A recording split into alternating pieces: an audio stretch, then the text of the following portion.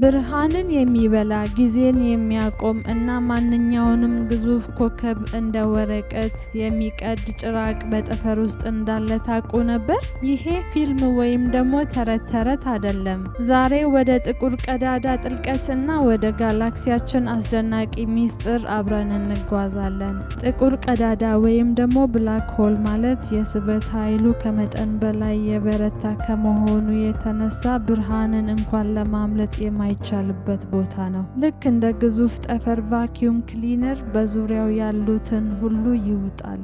በጣም የሚያስገርመው ደግሞ እያንዳንዱ ጋላክሲ መሃል እንደዚህ አይነት ግዙፍ ጭራቅ መኖሩ ነው። የእኛም ጋላክሲ ሚልኪ ዌይ በመሃሉ ግዙፍ ጥቁር ቀዳዳ አለው። ጋላክሲያችን እንግዲህ በሚሊዮን የሚቆጠሩ ከዋክብቶች ቤት ነው። እኛ ያለንበት መሬት በዚህ ሰፊ ዓለም ውስጥ እንደ አንዲት አነስተኛ አሸዋ ቅንጣት መሆኗ ደግሞ በጣም የሚያስገርም ነው። ከዋክብት ይወለዳሉ፣ ይሞታሉ፣ ጋላክሲዎችም እርስ በርሳቸው ይጋጫሉ።